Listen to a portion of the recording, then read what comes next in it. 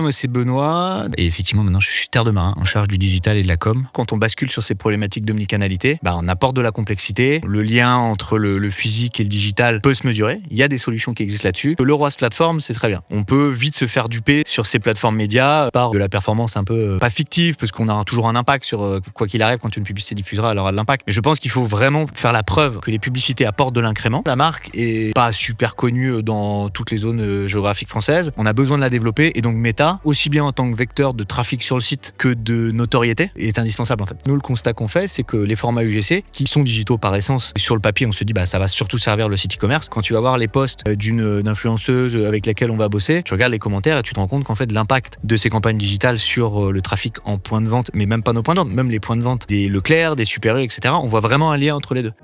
Bienvenue sur Club Croissance, le podcast qui a pour but de vous donner de l'inspiration et des idées pour accélérer la croissance de votre e-commerce. Je suis Thomas, fondateur de XPLR, une agence ads et créa à destination des marques e-commerce et des D2C. Nous accompagnons actuellement une trentaine de clients et nous sommes divisés en deux pôles, avec d'un côté la performance qui s'occupe des campagnes sur Meta, sur Google et sur les autres leviers de social ads, et de l'autre côté la créa qui produit des super contenus qu'on met au bout de nos campagnes.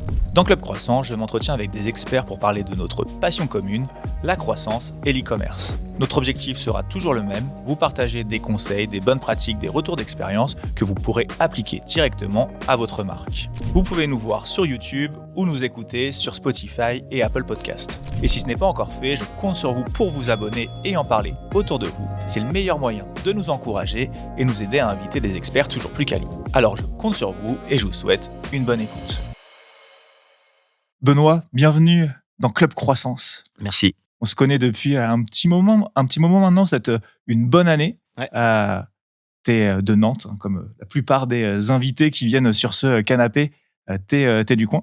Et ça me fait très plaisir de t'avoir dans le podcast aujourd'hui, parce que parmi nos clients, je pense que t'es celui qui a une des plus grosses expériences e-commerce, que ce soit chez l'annonceur, mais aussi en agence.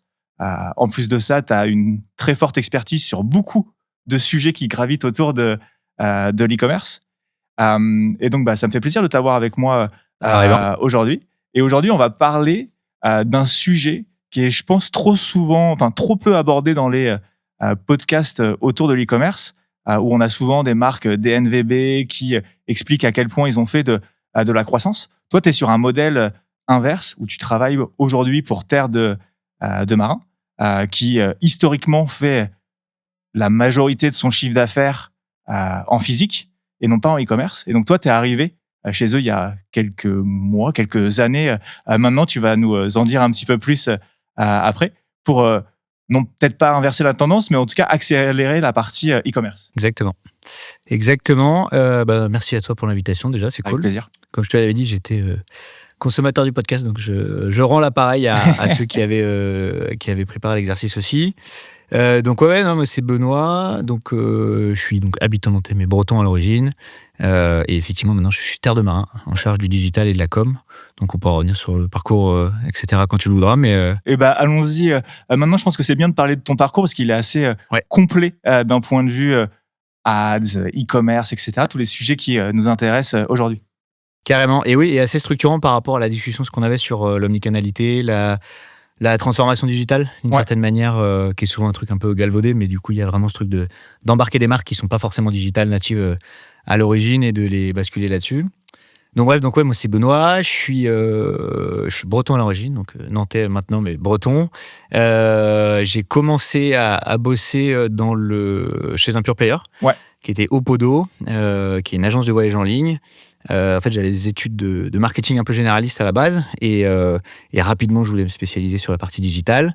J'avais des cours, j'y repensais l'autre jour quand on en reparlait, j'avais des cours de cybermarketing, ce qui met une grosse claque en termes de modernité cybermarketing. Ça fait un petit peu peur, mais bon. Donc, en tout cas, ces cours-là, même si le nom est prêt à sourire, au final, les cours étaient déjà assez riches, puisqu'on parlait de SEA, de e-commerce, etc.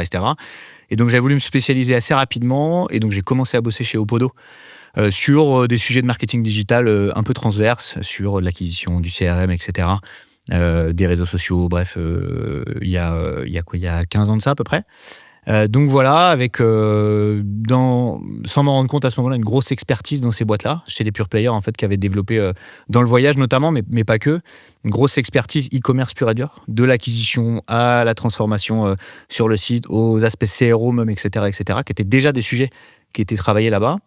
Donc voilà, donc j'ai fait ça. Ensuite, Opodo a fusionné avec 2 autres marques qui s'appelaient Go Voyage et eDreams pour former un groupe dont le siège était à Barcelone. Donc je suis parti bosser au siège européen du groupe là-bas pendant quelques temps, avec pareil, sur les mêmes problématiques e-commerce, acquisition, marketing digital, assez passionnantes, mais toujours sur un environnement pure player, avec tout ce que ça importe en termes de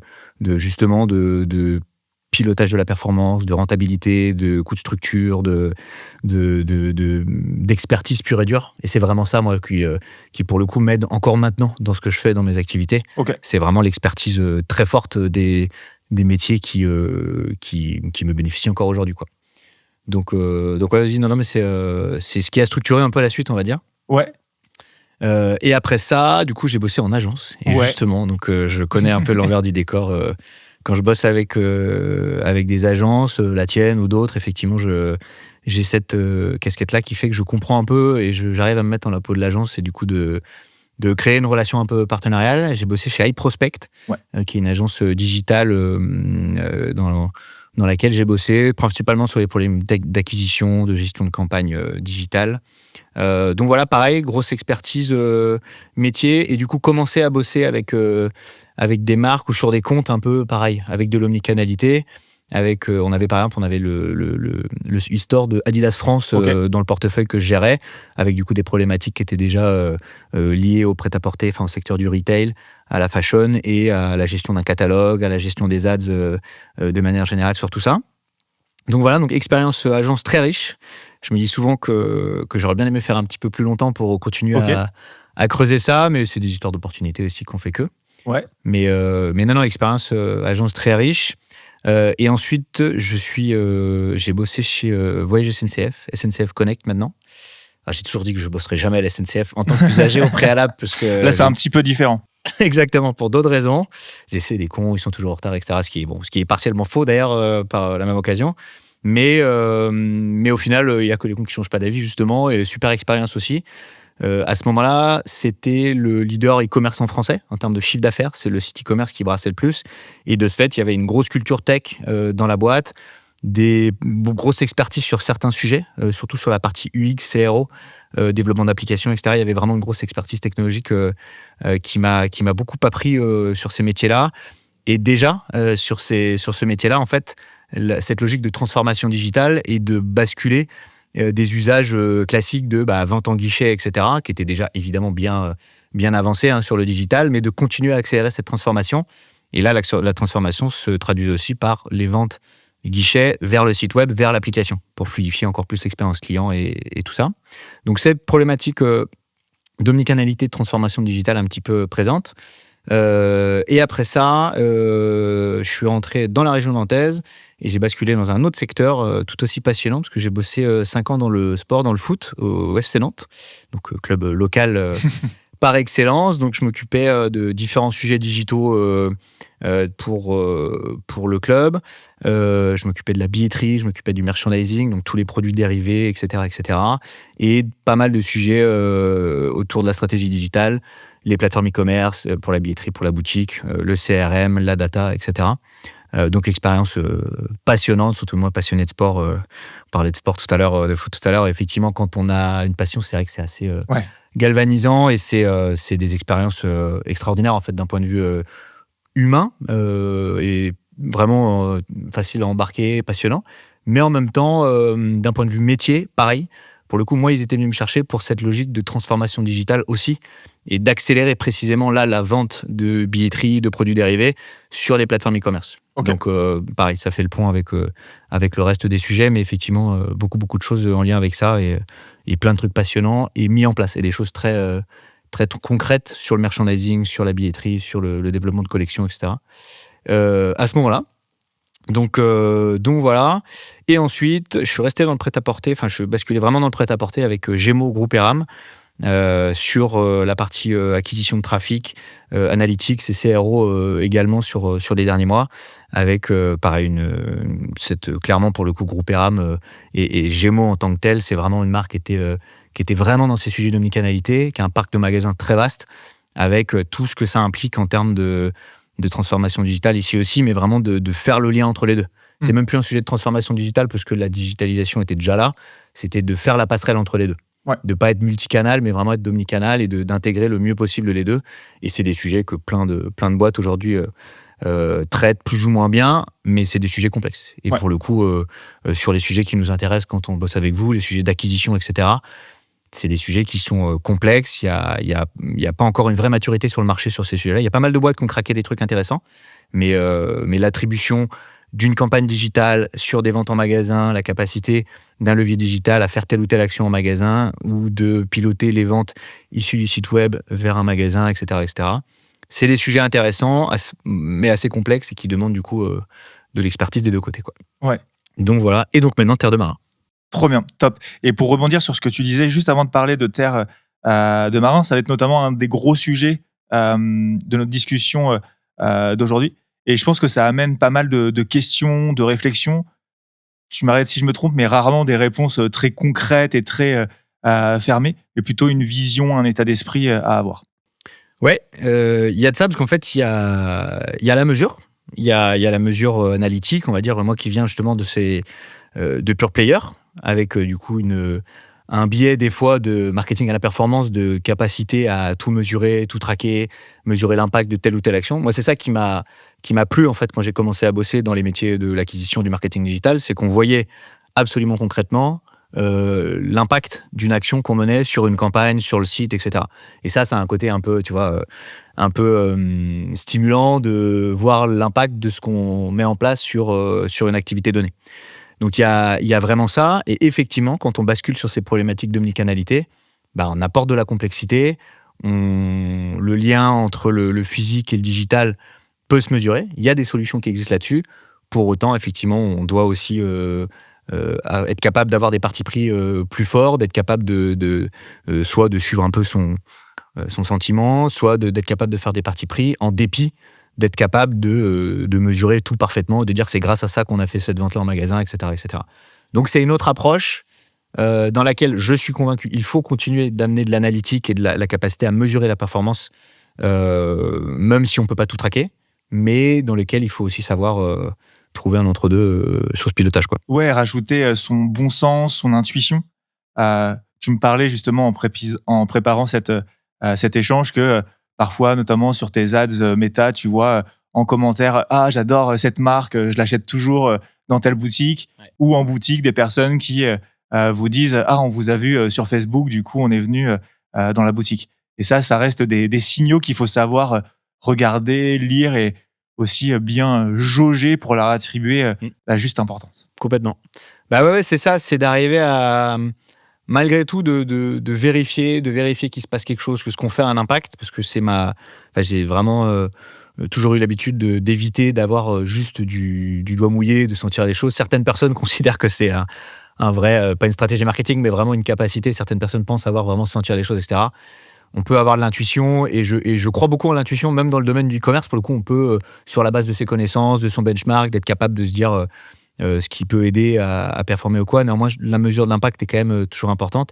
Et en effet, à défaut d'avoir des résultats précis, de dire grâce à cet ads méta, j'ai généré 300 visites en magasin aujourd'hui et X% de taux de conversion, etc. D'avoir à minima des signaux, une somme de signaux, comme des commentaires sur les ads, des commentaires de personnes en magasin, ou de trouver des systèmes en magasin, des questionnaires post-achat, etc., qui permettent aussi de faire de l'attribution, entre guillemets, indirecte, suite à des expériences en magasin, quoi.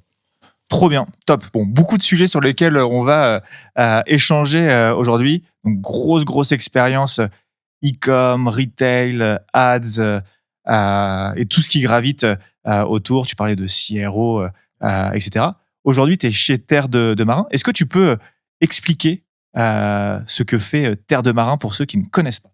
Ouais, alors Terre de Marin, c'est une marque de prêt-à-porter d'inspiration marine C'est une marque qui a une trentaine d'années, qui est une marque française qui a été fondée à côté de Cholet, à la Séguinière, dans le 49, qui à l'origine est un groupe familial qui a été fondé par la famille PO, qui a développé initialement un modèle très B2B, avec la commercialisation de produits textiles auprès d'enseignes de GSA, GMS, donc la capacité à distribuer des produits textiles de marque dans des enseignes type Leclerc, Super U, Intermarché, etc., etc.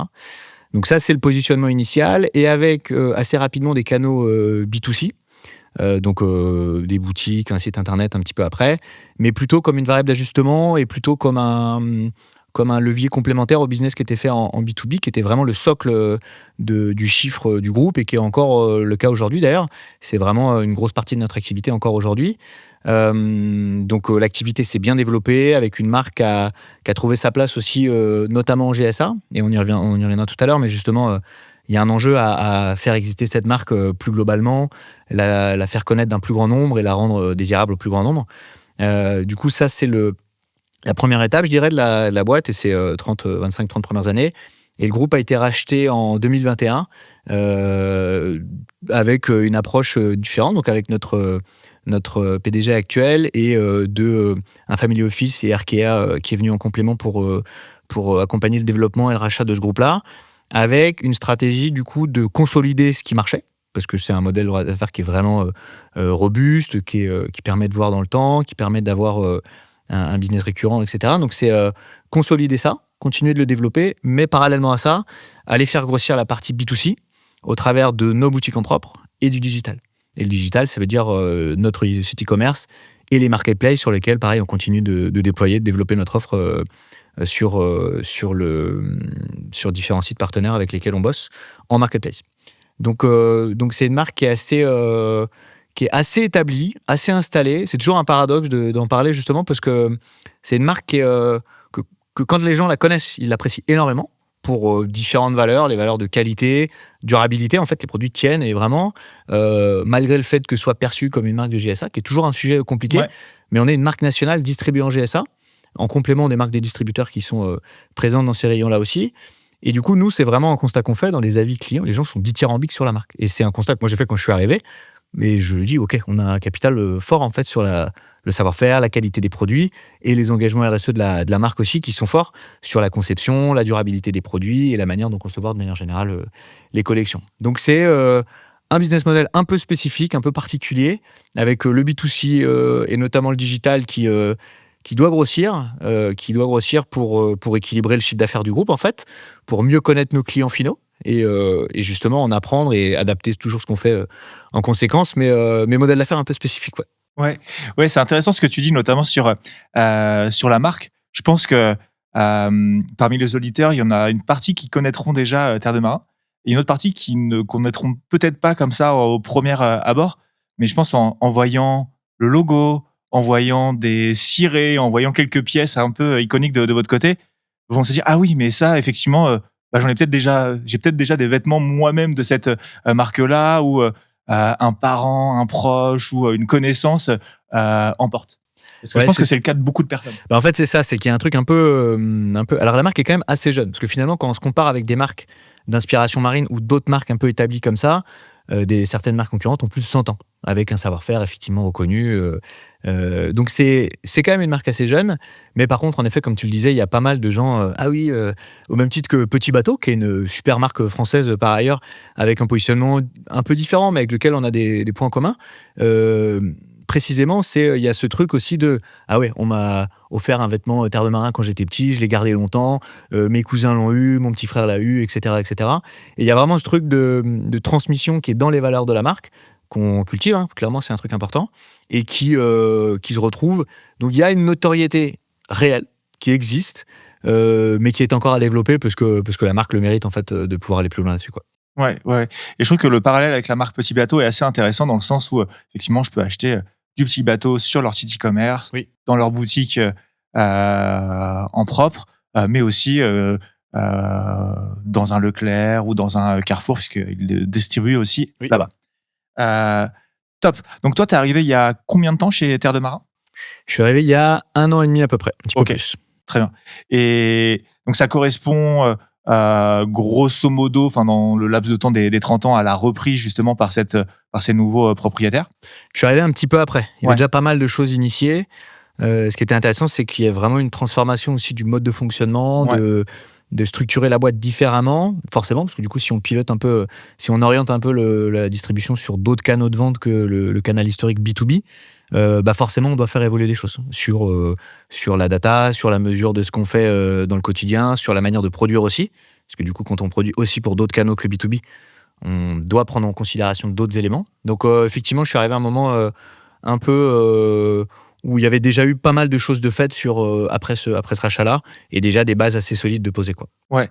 Et avant de rentrer en détail sur la partie e-commerce et aussi les raisons qu'on va creuser davantage de ce choix de donner plus d'importance à l'e-commerce, est-ce qu'il y a eu justement par la reprise de Terre de Marin d'autres sujets qui ont émergé, comme je sais pas, des sujets de RSE, des sujets de développement? Ouais, complètement. Et en fait, aujourd'hui, c'est un des axes forts de la marque. Ça se voit pas encore assez, mais justement, c'est des choses qu'on intègre de plus en plus dans la communication de la marque. Parce qu'aujourd'hui, je m'occupe de la partie digitale et des aspects communication aussi pour la marque Terre de Marin, mais tout réseau confondu. J'ai du coup dans mon périmètre effectivement le développement du digital en tant que canal de vente, mais aussi la partie communication pour faire grandir la marque, mais ça au bénéfice de tous les canaux de vente. La GSA, les magasins spécialisés, nos magasins en propre en retail, et donc le site. Et donc, en l'occurrence, dans ce qui avait été fait, il y a beaucoup de choses autour de ça, sur les engagements de la marque, d'un point de vue RSE, juste parce que le contexte l'oblige, puisque aujourd'hui on ne peut plus produire n'importe comment, on ne peut plus faire n'importe quoi. Notre PDG, nous, et de manière générale, tout le CODIR est très engagé sur ces sujets-là. Il y a des convictions très fortes sur le fait que, au même titre que d'autres marques françaises, d'ailleurs, qui le font bien, mais des convictions très fortes sur le fait qu'on peut maintenir de l'accessibilité prix, des produits de qualité avec une accessibilité prix réelle. Et nous, c'est ce qu'on essaye de raconter, c'est ce qu'on va continuer de mieux raconter. Mais c'est vraiment un message fort qu'on veut porter. Et ça se traduit sur des engagements forts, en fait, sur la durabilité des produits, comme ce que font très bien aussi d'autres marques françaises, mais le fait de faire un peu l'inverse de ce que font les marques d'ultra fast fashion qui balancent des produits sur le marché avec une durée de vie très limitée et des impacts environnementaux, sociétaux absolument catastrophiques. Mais nous, du coup, on essaye de prendre le contre-pied de ça et de produire bien des produits qui durent dans le temps, qui est un premier axe très fort. Et en l'occurrence, les clients nous le disent. Ça, c'est un asset de Petit Bateau aussi, historiquement. Mais justement, ça, c'est un truc, nous, qu'on veut faire savoir. C'est que nous aussi, en fait, on a des produits qui durent dans le temps et qui sont quali et qui durent. Et après, il y a un autre aspect très fort, c'est justement l'éco-conception. Le fait de mieux produire, d'utiliser des matières qui produisent moins, de concevoir les produits de telle sorte à ce qu'ils aient moins d'impact sur la planète, de gérer le transport et tout ce qui s'ensuit, jusqu'au métier du siège en l'occurrence, de faire en sorte de mieux produire, de mieux travailler, d'être un peu plus consciencieux et plus engagé par rapport à tous ces sujets environnementaux qui sont absolument fondamentaux et centraux aujourd'hui dans le développement d'une entreprise comme ça. Top, très bien. Et donc toi, tu es arrivé sur la partie e-commerce. C'était un nouveau rôle ou tu prenais la place de quelqu'un d'autre? Non, j'ai remplacé une personne qui était là depuis 2 ou 3 ans, je crois, qui était sur un périmètre comparable. Mais quand je suis arrivé, il a été décidé de rajouter la partie, le périmètre de communication en complément. Pour plusieurs raisons, la raison principale étant de digitaliser davantage la communication. Ouais. Et aujourd'hui, on le voit, et vous le voyez vous aussi en tant qu'agence, c'est que le contenu est fondamental. C'est un peu la pierre angulaire de toute stratégie de contenu. Le contenu, il est nécessairement de plus en plus digital. Il y a des exigences à mettre justement sur la production de contenu pour émerger en tant que marque, quel qu'il soit d'ailleurs, hein, que aujourd'hui les codes ont vachement bougé là-dessus. On n'est pas obligé de faire du beau pour être apprécié, etc., etc. Mais il y avait la volonté justement de lier digital et communication. Et aujourd'hui, c'est ce que je dis à mon équipe régulièrement, c'est qu'en fait, typiquement, ma collègue responsable e-commerce, elle s'occupe du site et son objectif principal, c'est de développer l'efficacité et le pilotage du site, le chiffre d'affaires en fait qui est généré là-dessus. Mais la réalité, c'est qu'en fait, elle aide également énormément l'équipe communication sur plein de sujets. Le boulot qu'elle fait sur le site e-commerce, c'est aussi de la valorisation des collections au service du retail, au service de la GSA, etc. Et de la même manière, la communication sert aussi le digital indirectement. Donc tout ça est très, très liés et les équipes le font très bien. Donc le poste effectivement était existant, mais avec cette casquette communication. Mais effectivement, non, il y avait déjà des bases assez solides qui avaient été posées avant que j'arrive déjà. Et est-ce que avant que tu arrives, il y avait d'ores et déjà des budgets ads qui étaient en place, ou est-ce que c'est toi qui les as construits? Non, il y avait déjà des budgets ads, mais qui étaient encore assez limités, qui sont encore limités par rapport à ce qu'on pourrait faire. Mais moi, c'est ce que je dis toujours. Moi, évidemment, si on me met une casquette de responsable d'acquisition, donnez-moi des budgets. Effectivement, on saura les utiliser efficacement. Mais je pars du principe qu'il faut d'abord être capable de mesurer, d'être certain, parce que le ROAS plateforme, c'est très bien, et vous connaissez le sujet par cœur. Ouais. On peut vite se faire duper sur ces plateformes médias, Google, Meta, Pinterest, etc. On peut vite se faire aspirer en fait par de la performance un peu pas fictive, parce qu'on a toujours un impact sur quoi qu'il arrive. Quand une publicité diffusera, elle aura de l'impact. Mais je pense qu'il faut vraiment faire la preuve que les publicités apportent de l'incrément. On pourra jamais dire c'est 2459 € grâce à cette pub-là, précisément du vrai argent incrémental. Mais il y a quand même la nécessité d'être capable de prouver avec les analytics, avec de la méthodologie de mesure sur les plateformes médias, etc., etc. Donc il y a vraiment d'abord prouver qu'il y a un niveau de rentabilité, et ensuite, quand on a un socle de rentabilité sur les campagnes Google et Meta principalement, parce que ça reste les plus gros leviers de manière générale, en digital en tout cas, une fois qu'on a ça, alors accélérer. Et pourquoi pas basculer sur des budgets ouverts si côté finance on est capable et on sent qu'on a la preuve par les chiffres qu'on peut accélérer et avoir des budgets fluctuants en fonction du niveau de rentabilité dans le temps, quoi. Ouais. Et je pense que ce que tu dis, c'est super intéressant. Je vais peut-être... ce que je veux dire, ça va être un peu tiré par les cheveux, mais je pense que quand on est une marque avec une grosse présence en retail, c'est facile d'allumer un Google Ads et un Meta Ads et d'avoir des gros ROAS dessus. Par contre, si on prend un pas en arrière et qu'on se pose la question, attends, est-ce que c'est des ventes qui n'auraient pas eu lieu si j'avais pas mis ce budget-là? Ça, c'est une autre question.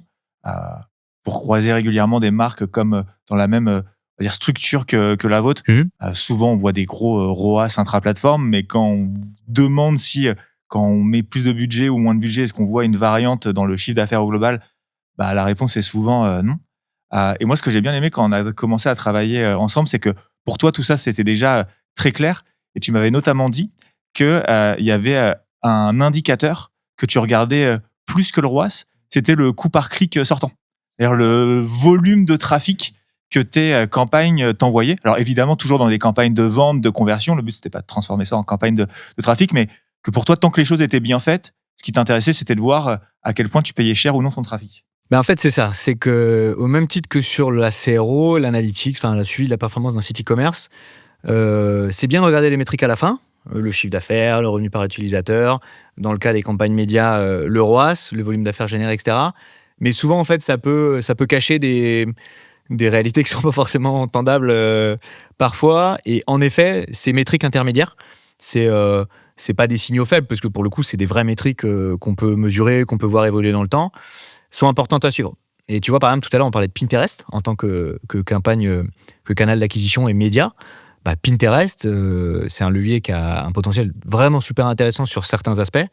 Mais initialement, pour l'avoir testé lorsque j'étais chez Gémeaux notamment, c'était des ROAS plateformes qui étaient correctes, qui étaient à peu près contenues, qui étaient entendables pour un lancement en tout cas, mais des niveaux de CPC qui étaient délirants.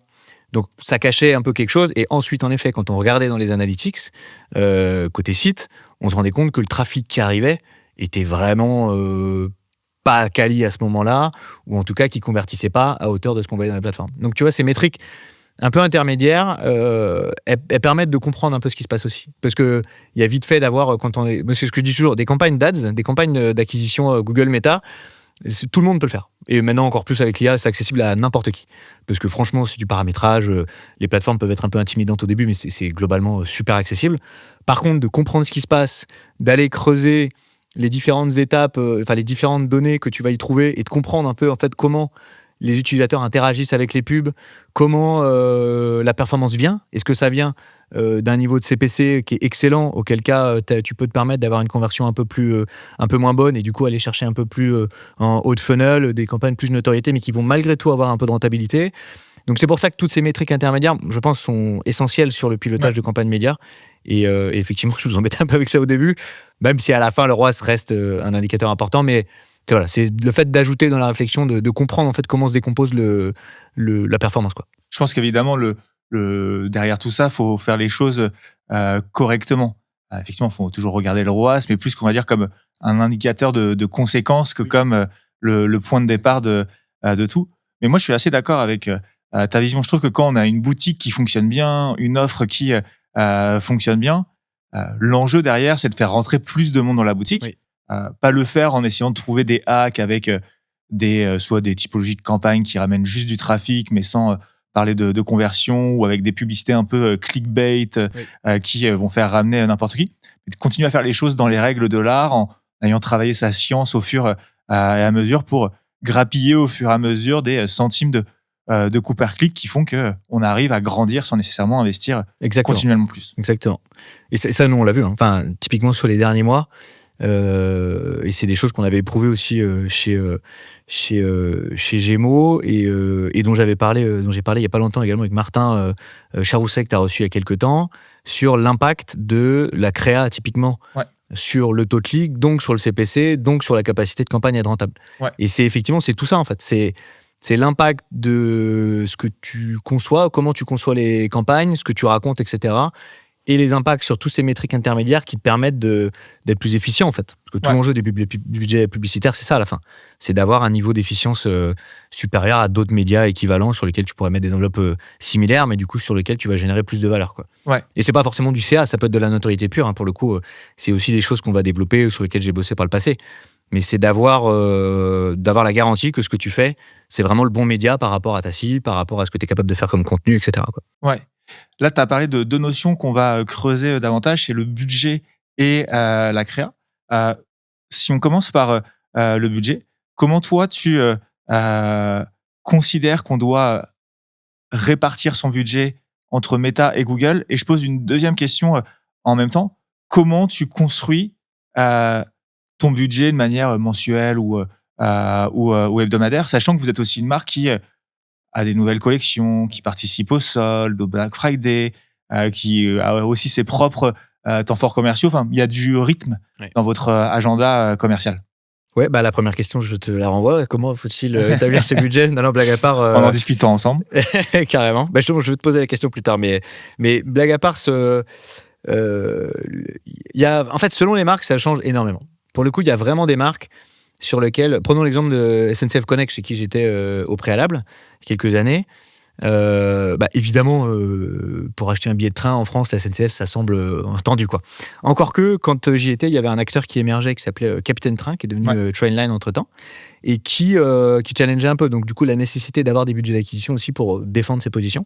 Donc ça, c'est des problématiques très spécifiques, tu vois, sur lesquelles tu dois mettre des budgets qui sont défensifs, dans le cadre de parts de marché déjà établies. Mais à l'inverse, évidemment, le gros de nos budgets, il allait sur le fait de stimuler la demande. Et donc, le fait d'aller un peu plus haut de funnel et d'aller chercher du trafic qui n'est pas nécessairement intentionniste à la base, mais de stimuler une volonté de voyage dans le cas de SNCF Connect au travers de campagnes d'ads efficaces. Donc là, c'est tout l'enjeu de la créa, de trouver des axes qui donnent envie d'aller en savoir plus, d'aller découvrir les produits qu'on a à proposer, etc.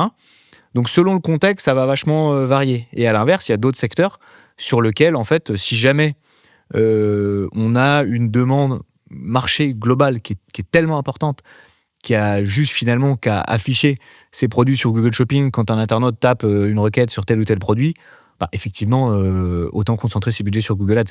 C'était le cas chez Gémeaux, par exemple. On avait des enveloppes budgétaires sur le média sur lesquelles le gros du mix allait quand même plutôt sur Google, parce qu'on avait un catalogue qui était très vaste. C'est aussi ça, c'est l'ampleur de ton catalogue, la capacité que tu as à répondre à des requêtes.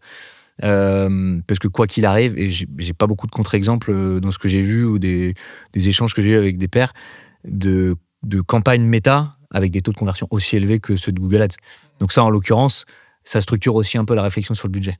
Nous, dans notre cas, aujourd'hui, on est sur quasiment un 50-50 entre les deux, pour deux raisons. Un, parce que effectivement, on a un catalogue qui est assez large. En fait, on a une offre on a plus de 1000 rêves sur le site, on a des produits pour toute la famille, femmes, hommes, enfants, bébés. bientôt d'autres catégories, etc. Mais donc on est capable de répondre à des périmètres de requêtes assez vastes et donc du coup être efficace sur Google Ads et générer du trafic qualifié et du chiffre d'affaires direct sur le site grâce à ça. Mais en même temps, la marque est pas super connue dans toutes les zones géographiques françaises. On a besoin de la développer et donc Meta, aussi bien en tant que vecteur de trafic sur le site que de notoriété, est indispensable en fait. Si on n'investit pas un peu plus haut dans le funnel et qu'on va ramener des nouvelles personnes dans la boutique, faire découvrir la marque, etc., on risque d'être un peu court à un moment donné. Donc tout l'enjeu, c'est d'arriver à rééquilibrer les deux, mais par contre, effectivement, je parlais tout à l'heure d'analytics. À la fin, quand on regarde les chiffres dans l'analytics, on dit bah là, est-ce que je devrais pas basculer un peu plus de budget méta sur Google Ads et rééquilibrer en faveur de Google Ads. Donc c'est là où je te pose la question. Ouais. Non, moi je trouve que de toute façon, quoi qu'il arrive, les deux se complètent et qu'il faut voir le tout comme un levier, parce que potentiellement le fait d'avoir affiché une ads le mercredi sur Meta fait que la personne repense à toi le dimanche quand elle va chercher ta marque ou ton produit sur Google. Je pense que c'est, comme beaucoup de choses dans nos métiers, une question de bon sens. Ça dépend de la saison, de tes produits. Vous, par exemple, vous vendez un ciré, des coupes-vents qui sont parmi vos best-sellers, qui sont très jolis. Je pense que le ciré, ça peut être clairement une vraie intention de recherche. On est au mois de septembre, l'automne commence à pointer le bout de son nez. Je me dis, OK, quel genre de vêtements je vais mettre pour me protéger de ça? Je pense à un ciré. On sait que le volume de recherche va être plus important à ce moment-là. Se dire qu'on va aller mettre du budget sur Google Ads pour aller matcher avec la demande qui revient à ce moment-là, c'est, je pense, pertinent de mettre peut-être plus de budget à ce moment-là sur Google que sur Meta, et peut-être d'avoir limite des courbes qui se croisent dans le temps au fur et à mesure que la saison a avancé. Parce que peut-être qu'on va partir d'un achat un peu plus à la base, au début de saison, intentionniste, à un achat qui va être un petit peu plus affinitaire ou sur le moment, une fois que la saison sera bien lancée. Et à l'inverse, quand tu es en été, naturellement, des cirés, t'en vends beaucoup moins que quand c'est l'automne et l'hiver. Et peut-être que là, sur du prêt-à-porter un peu plus classique, des t-shirts, des bas, des shorts, des pantalons, peut-être que là, la demande, on est peut-être sur un achat qui est plus une pièce, un coup de cœur, etc., qu'une vraie recherche où on part de zéro sur Google, où elle existe toujours, mais peut-être que c'est plus pertinent d'être présent sur Meta à ce moment-là et d'avoir un 70-30 et à l'inverse, à un autre moment, avoir un 30-70. Ouais, en fait, c'est ça, et que tu posais la question tout à l'heure, comment on répartit les budgets, et effectivement, c'est clairement ça. Il y a des moments où il y a besoin de stimuler la demande, il y a besoin de dire qu'on existe, qu'il y a de la nouvelle collection, etc., etc. Et il y a des moments où, inévitablement, en période de solde, par exemple, en période de Black Friday, la demande est là. Donc, effectivement, il faut être capable de déployer des budgets sur les leviers un peu plus intentionnistes comme Google Ads à ce moment-là. Donc, il y a ça. Et après, il y a un autre aspect. Et après, il y a évidemment la saisonnalité liée à la météo. Et ça, clairement, c'est très lié. On vend beaucoup de cirés toute l'année, mais évidemment, on a des pics de vente quand la météo nous pénalise, avec de la pluie, etc. Mais c'est vraiment une saisonnalité qui est réelle, et chaque business, en fait, a sa saisonnalité. Voilà. Et après, tu as un autre aspect qu'on essaie de prendre un peu plus en compte, plutôt au travers de la donnée, de la connaissance client qu'on commence à développer, etc. Grâce au canal B2C, en l'occurrence. Le fait de développer le B2C, c'est aussi mieux connaître les clients et mieux comprendre comment ils fonctionnent. C'est précisément de se rendre compte que certains produits recrutent davantage que d'autres. Et par exemple, les cirés, tu parlais des cirés. Les cirés ont une propension à recruter des nouveaux clients qui est supérieure aux autres. Donc, typiquement, dans les budgets, on va davantage insister, et les canaux d'acquisition, moi je pars du principe que l'acquisition, ça s'appelle acquisition aussi pour ce que ça veut dire. C'est-à-dire que c'est pas juste des budgets pour faire du récurrent, ça peut servir à réactiver pendant les soldes, etc. Mais c'est d'abord faire de l'acquisition, aller faire venir du monde dans la boutique qui connaît pas nécessairement l'offre. Pour faire revenir les gens, il y a d'autres canaux théoriquement pour ça. Après, justement, c'est ciré, dès lors qu'on a identifié que c'est un produit qui permet de recruter, et peut-être qu'on va accentuer, et c'est un peu ce qu'on fait sur les campagnes de Google Ads entre autres, c'est de s'en servir comme un produit pour faire découvrir la marque, parce qu'on sait qu'on a un savoir-faire très fort sur les cirés. Nos clients sont dithyrambiques sur les cirés, il y a un rapport qualité-prix qui est excellent, etc. Et c'est ça qui fait que c'est un produit qui permet de recruter, et ensuite, effectivement, quand on l'a recruté sur cette partie-là, c'est lui faire découvrir le reste de la collection. Et donc, dans les budgets, on prend ça aussi en compte. La dimension produit et capacité d'un produit à recruter et faire son rôle d'acquisition, finalement. Ouais. Et ensuite, pour continuer sur à la fois sur le budget, mais je pense que ça va être aussi une bonne transition sur la créa. C'est votre plan d'action commercial, qui est quand même bien rythmé du côté de chez Terre de Marin, qui définit et qui guide aussi la manière dont sont construits les budgets, mais aussi la production créa. Ouais, bah c'est un mode de fonctionnement qui est assez propre à une marque retail, je dirais. C'est d'arriver à trouver le bon curseur entre les moyens qu'on met sur la créa pour faire en sorte que les budgets publicitaires soient efficients et en même temps d'adapter ça, de ne pas mettre des budgets créa disproportionnés par rapport à des budgets médias qui sont trop limités. C'est une discussion qu'on avait eue d'ailleurs à l'époque, c'est de trouver un équilibre en fait entre ce qu'on met sur la créa et à la fin l'amplification qu'on fait de ces contenus-là, de ces créas-là. Parce que si on met des moyens disproportionnés sur la créa, qu'on a les plus belles vidéos du monde, mais qu'à la fin on met des budgets médias très limités dessus, on s'est un peu fait plaisir, quoi. Donc c'est de trouver ces bons équilibres-là, et c'est là pour le coup c'est vachement empirique, quoi. C'est là c'est vraiment du parti pris. C'est-à-dire qu'à un moment donné c'est des ratios qu'on met entre de la créa et du média, et effectivement ça dépend de ce qu'on veut faire aussi en termes de marque, en termes d'image de marque, au-delà même de l'efficacité, quoi.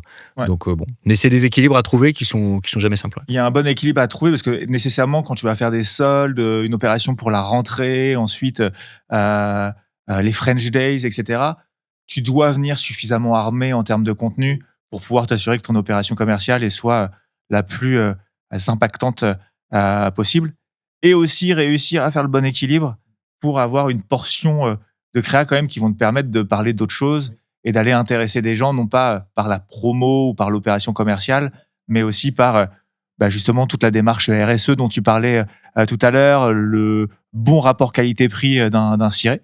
Et vous, je sais notamment que avec nous, vous faites aussi de la créa, vous faites aussi pas mal d'UGC qui ont aussi cette vocation à parler d'autres choses et à montrer les pièces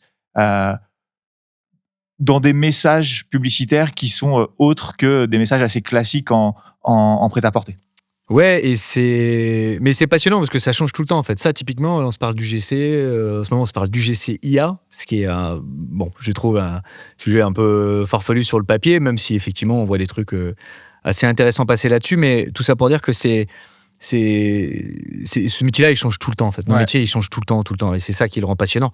Mais les UGC, l'influence qui est une discipline connexe, on va dire, mais c'est des nouvelles manières de communiquer et de faire découvrir les produits. Et effectivement, ces formats-là, c'est des formats qui servent tous les canaux. C'est-à-dire que tout à l'heure, on parlait du mix de Terre de Marin, du fait qu'on est majoritairement B2B. Mais en fait, ces formats-là, nous, le constat qu'on fait, c'est que les formats UGC, qui, sur le papier, sont très... ou l'influence, pareil, s'ils sont très... digitaux, enfin ils sont digitaux par essence, et sur le papier on se dit ça va surtout servir le site e-commerce. En fait, en effet, comme tu le disais tout à l'heure, les constats qu'on fait, c'est que quand tu vas voir les commentaires d'un UGC, quand tu vas voir les posts d'une influenceuse avec laquelle on va bosser, tu regardes les commentaires et tu te rends compte qu'en fait l'impact de ces campagnes digitales sur le trafic en point de vente, mais même pas nos points de vente, même les points de vente des Leclerc, des Super U, etc., on voit vraiment un lien entre les deux. Donc c'est-à-dire que ces contenus-là, UGC ou autre, ou juste le niveau d'exigence qu'on met sur les contenus, il est nécessaire pour l'efficacité publicitaire, pour émerger, pour être reconnu, pour avoir des bonnes performances, mais il est nécessaire aussi juste pour établir la marque. Et nous, la marque, comme je disais, elle mérite d'être plus connue. Et en fait, le fait d'être plus connu, c'est pas juste dire on est là, on existe pour info.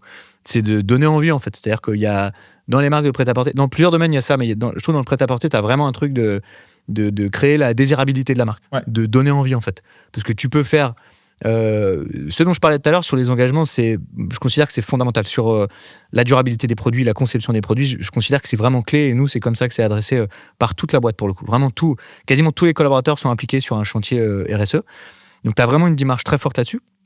Et par contre, si tu fais du super RSE, mais que tes produits ne donnent pas trop envie, ça limite un peu le potentiel business de tout ça.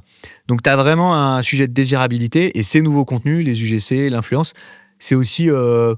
c'est pas une caution, c'est juste une espèce de désirabilité que tu fais au travers de tiers de confiance qui vont créer des contenus. Moi, j'ai reçu ces produits-là, je les aime bien. Et une autre manière de raconter un peu la marque, de raconter les produits. Donc effectivement, ça change beaucoup.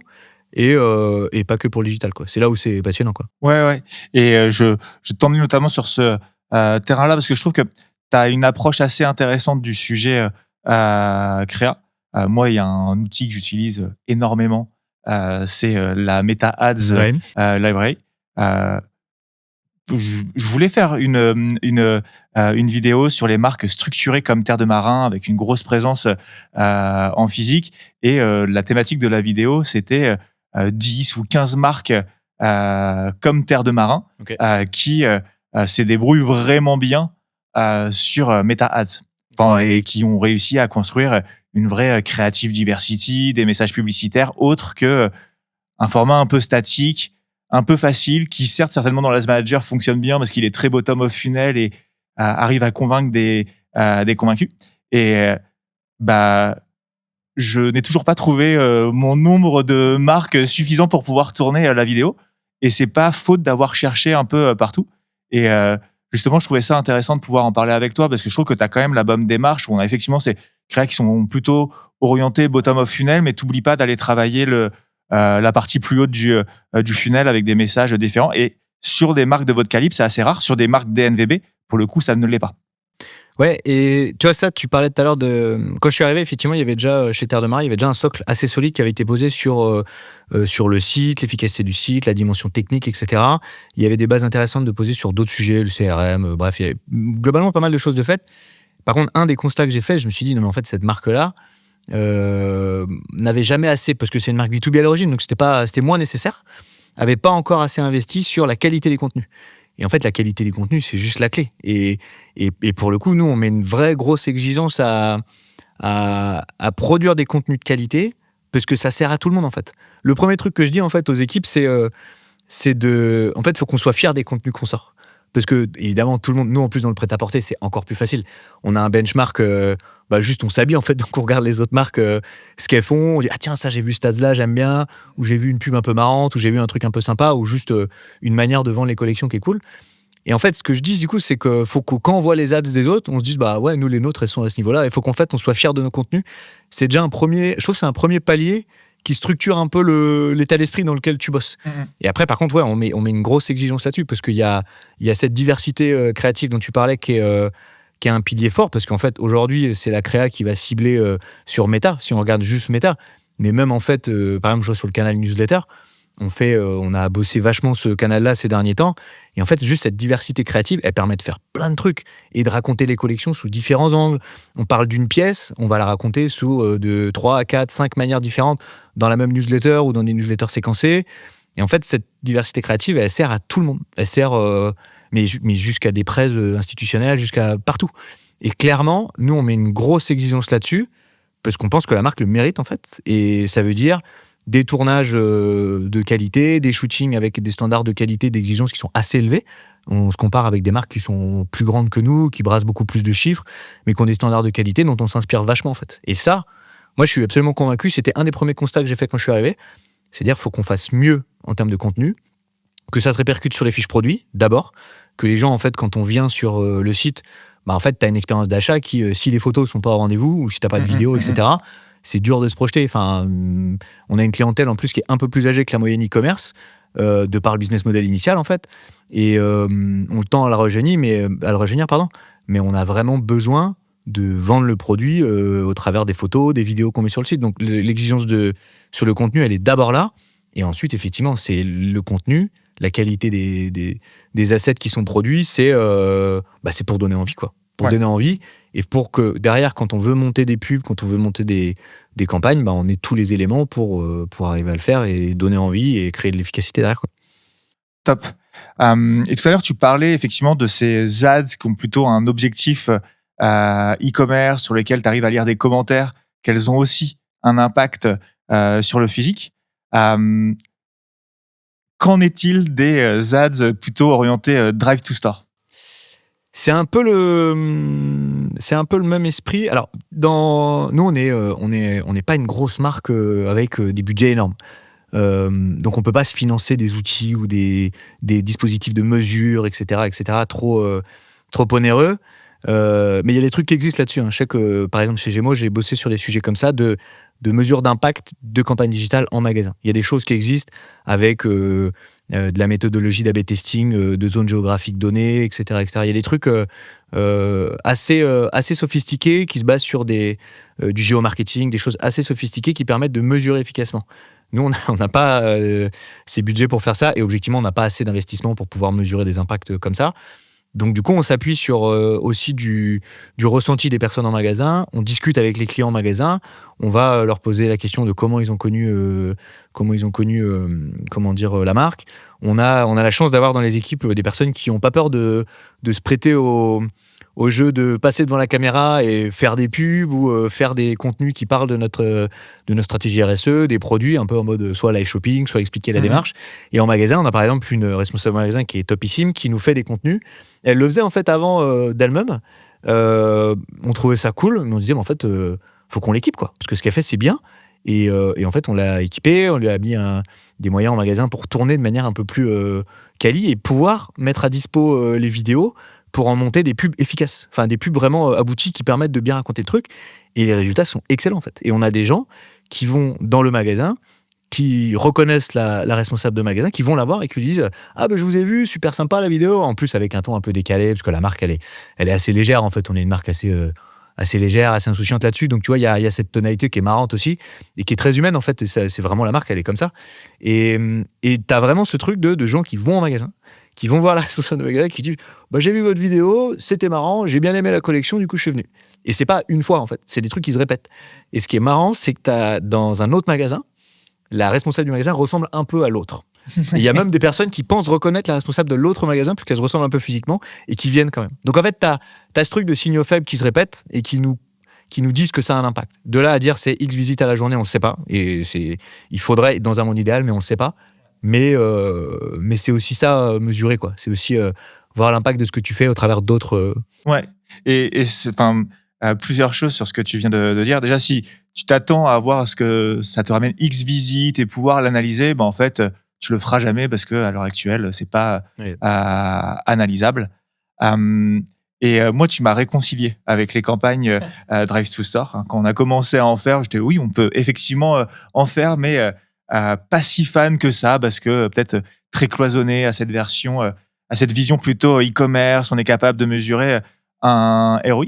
Et puis, au fur et à mesure, on entendait tes feedbacks, etc. Je me suis dit, ouais, si, en fait, il y a quand même du pouvoir. Et c'est vrai que c'est des choses qu'on propose de plus en plus à nos clients. Alors, toujours avec une portion de budget qui est cohérente pour parce qu'on n'est pas non plus en mesure de pouvoir tout mesurer. Donc, il faut que ce soit cohérent avec le risque aussi derrière. Mais effectivement, quand c'est bien fait, quand c'est incarné, il peut y avoir un impact très positif à le faire. Ouais, et puis tu vois, t'as ce truc d'incarnation en plus, tu vois, les gens, ils sont impliqués, etc., etc. Et pour moi, en plus, y compris pour du trafic magasin, certaines enseignes vont avoir du trafic dans leur boutique avec une clientèle qui sera plus âgée que ce qu'on aura sur les e-commerce, même si évidemment les deux tendent vachement à se rapprocher depuis quelques années maintenant. Mais tu as quand même une population qui est plus âgée. Mais en fait, c'est plus un sujet de « Ah bah, ma clientèle moyenne, moi, elle a plus de 65 ans, donc je privilégie plutôt des médias offline, etc. » C'est plus vrai, ça, c'est fini, ça. Ouais. Ça, c'est plus vrai. Et même, je vais te raconter une anecdote, et on le voit dans les chiffres d'ailleurs. Et typiquement, tu regardes des campagnes Meta, donc Meta, Facebook et Instagram. Quand on regarde les performances sur Meta, la segmentation des investissements et du niveau de performance par catégorie d'âge, en fait, on a tout, et on a même pas mal de personnes de plus de 60 ans et plus de 50 ans.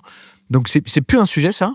Et l'anecdote là où je voulais en venir, c'est que la dernière fois, quand j'ai présenté ça à l'équipe commerciale de Terre de Marin, leur expliquer qu'on allait davantage digitaliser notre communication, malgré le fait qu'on ait une clientèle moyenne plus âgée que la moyenne du e-commerce, et même en magasin, des fois, c'est lié à la GSA et le profil type de la clientèle en GSA. Mais quand je leur ai expliqué, je leur ai dit on va modifier un peu la manière dont on bosse, on va faire moins de offline, plus de digital, en leur expliquant un petit peu la manière dont on allait procéder.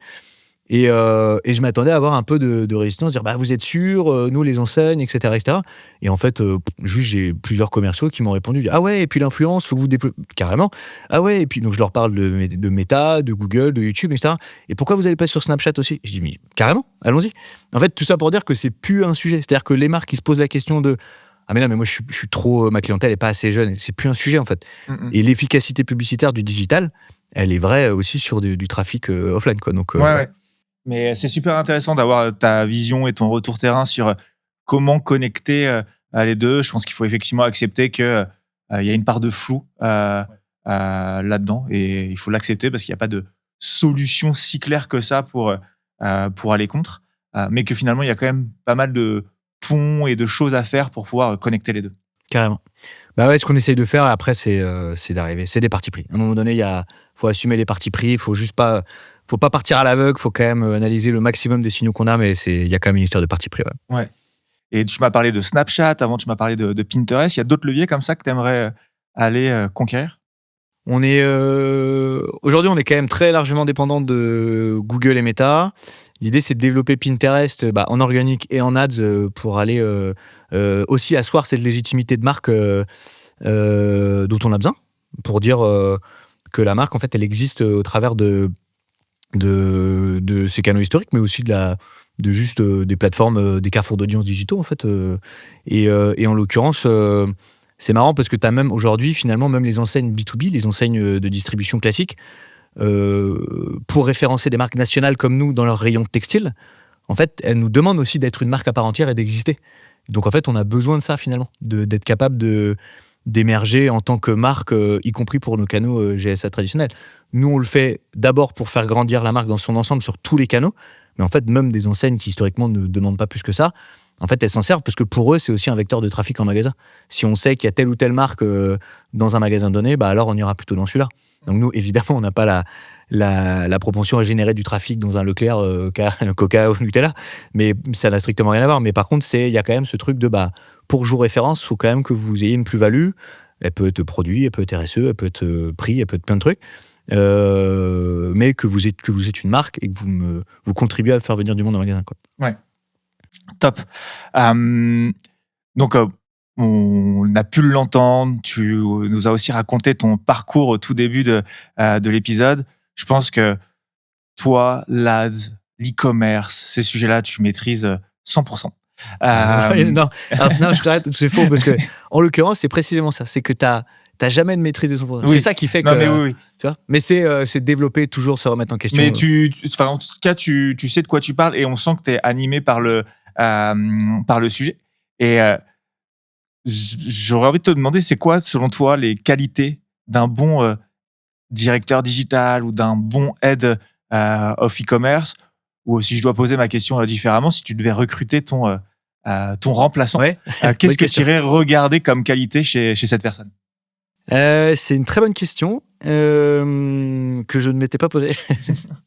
Non, c'est une bonne question. Moi, j'ai toujours eu du bol. J'ai beaucoup de chance sur mes managers, les responsables d'équipe dans lesquels j'étais. J'ai eu vraiment beaucoup de chance là-dessus. J'ai eu que ce soit chez Opodo, partout où je suis passé, j'ai eu des gens, mes pépites, que ce soit en termes d'expertise ou humainement sur la capacité à gérer une équipe. Vraiment, j'ai eu beaucoup de chance là-dessus. J'en ai appris énormément. Donc, le premier truc que je te dirais, c'est que le premier critère, si là on se parle de gérer une équipe e-commerce, c'est vraiment la capacité précisément à animer une équipe, à trouver les bons profils, à recruter les bons profils, à être capable d'animer et de développer les personnes, parce qu'on a beau dire ce qu'on veut, moi je fais encore l'opérationnel parce que j'aime bien ça et j'aime bien mettre les mains dans le cambouis, mais la réalité c'est que j'en fais un peu moins maintenant évidemment que mes équipes, et en l'occurrence je suis très attaché à l'inverse, on en parlait à ce que j'aimais appeler l'excellence opérationnelle. C'est qu'en fait, on aura beau avoir les bonnes agences, on aura beau avoir les bons outils, si on s'en sert mal les outils, si on briefe mal les agences, si on bosse pas bien, si on n'a pas ce niveau d'excellence opérationnelle, que ce soit sur le contenu ou sur tout le reste. On parlait de contenu tout à l'heure, mais c'est vrai sur tout le reste, c'est vrai sur l'optimisation du site, c'est vrai sur plein de trucs. S'il n'y a pas ce niveau d'excellence opérationnelle et d'engagement en fait des équipes, ça marche pas. Et même à l'air de lire, l'IA c'est un démultiplicateur de performance, etc. C'est extraordinaire, mais en fait à la fin, c'est quand même les vrais gens qui font les tâches opérationnelles qui font qu'on crée de la valeur. Moi, je suis convaincu de ça. Donc, le premier truc, c'est la capacité à embarquer une équipe, à juste lui donner envie de venir au boulot tous les jours, quoi. Il y a la capacité à faire grandir les gens, en fait, à leur apprendre des choses et à développer ce qu'elles savent déjà bien faire, à les accompagner sur d'autres sujets. Donc, tu vois, ça, c'est vraiment le premier truc, et tout en restant un peu dans les sujets, quand même. C'est ça qui est difficile, tu vois. C'est ça qui est difficile sur ces métiers-là, vu que ça bouge tout le temps, c'est de rester à jour, quoi, tu vois. Ouais. On s'en rend compte. Il suffit de s'écarter d'un sujet pendant quelques mois pour créer un écart qui peut faire peur et sur lequel c'est dur de rattraper son son retard. Donc, d'où l'intérêt. Dans le cas de l'IA, c'est quelques heures en l'occurrence, mais. Ouais, exactement. Top. Et ma dernière question, si tu avais un conseil à donner à une personne qui prend justement le rôle de Head of E-com dans une marque structurée comme Terre de Marin, tu lui donnerais quoi comme premier conseil? Au-delà des dimensions d'équipe qui sont primordiales, comme je disais, il y a un truc qui est sur les sujets e-commerce sur lequel moi j'ai beaucoup appris et j'ai fait des erreurs, c'est de comprendre le schéma applicatif de la boîte, c'est-à-dire l'architecture SI en fait, c'est-à-dire quel outil, comment il communique avec tel outil, etc., etc. On sous-estime souvent l'importance cruciale qu'ont les outils, la manière dont circule la donnée entre les outils, la stabilité d'une plateforme grâce à un fonctionnement qui est robuste et qui est établi. Et je trouve que ces sujets-là, pour la partie e-commerce, en tout cas de manière générale, et même au-delà du e-commerce, sujets digitaux de manière générale, parce que je vois, quand je bossais au FC Nantes, on a mis en place des outils CRM autour de la connaissance des fans, des abonnés, etc. Et en fait, c'est pareil, à ce stade-là, si on n'a pas la capacité à bien faire parler les outils entre eux, à faire circuler la donnée, et si on ne maîtrise pas le schéma applicatif, on prend des murs. Et pour le coup, j'en ai pris des murs. Et du coup, je pense que ça, c'est un truc important. Parce qu'aujourd'hui, en fait, n'importe quelle marque, moi, c'est un parallèle que je faisais quand j'étais au FC Nantes, par exemple. Il y a le club, qui est un club très populaire, qui est vachement apprécié, etc. Partout en France, d'ailleurs, pas qu'à Nantes, mais tu avais vraiment un truc les gens adorent le club. Il y a vraiment une exigence, une attente de sympathie, de proximité, etc. Ce qui est normal, parce qu'on est dans un domaine qui est affectif, c'est de la passion, c'est plus que... C'est pas du business, en fait, ça n'a rien à voir, c'est vraiment c'est culturel, c'est passionnel, c'est vraiment très important, et les gens le prennent très à cœur. Donc du coup, tu as à la fois ce truc de j'ai envie d'être proche, j'ai vachement de sympathie, etc. Et c'est vrai pour n'importe quelle marque, même les petites DNVB. Quand on voit les fondateurs, etc., on a envie d'être proche. Donc d'un côté, tu avais ça, et de l'autre, moi je le voyais sur les aspects billetterie ou boutique. En fait, les abonnés ou les clients billetterie ou les personnes de la boutique, elles avaient des exigences qui étaient l'exigence finalement de clients Amazon ou Booking. C'est-à-dire pour les retours, pour la durée de la qualité des produits, les délais d'expédition de commandes, etc., etc. Et en fait, ça, si on n'a pas un schéma applicatif, une architecture technique robuste, des outils qui marchent, qui savent se parler entre eux, on peut prendre des murs. Ouais. Et prendre des murs, c'est du business perdu, c'est des clients perdus parce que juste ça marche pas, ça me saoule, donc je passe à une autre chose, à une autre marque. Et en digital, aujourd'hui, en 2 clics, on est sur le site du confrère. Donc ça, c'est un truc que, avec le temps, j'ai appris, je me suis rendu compte que c'était beaucoup plus important qu'il n'y paraissait, et c'est d'abord ça. Et c'est en ce sens que, chez Terre de Marin, en l'occurrence, qui a été bien fait avant que j'arrive, là, pour le coup, c'est vraiment un boulot robuste qu'ils ont fait. C'est que même si, au niveau du contenu, au niveau du parcours et tout, il y avait des choses qu'on pouvait améliorer, l'architecture de base, en fait, elle était costaud, et le site, il marchait. Et ça, c'est un prérequis. C'est-à-dire qu'avoir un site qui tourne, avoir un site qui marche, des outils qui communiquent bien entre eux, ça permet ensuite de dérouler le reste. Et on ne se parlerait pas de contenu, de pub et tout, si on n'avait pas des plateformes stables et efficaces, quoi. Ouais, avoir quelque chose qui fonctionne, ça permet d'aller récompenser tous les autres efforts plutôt que de se créer des problèmes inutiles. Ouais, complètement. Top. Merci beaucoup, Benoît, pour ton temps, tous tes retours d'expérience. C'était vraiment très enrichissant comme épisode.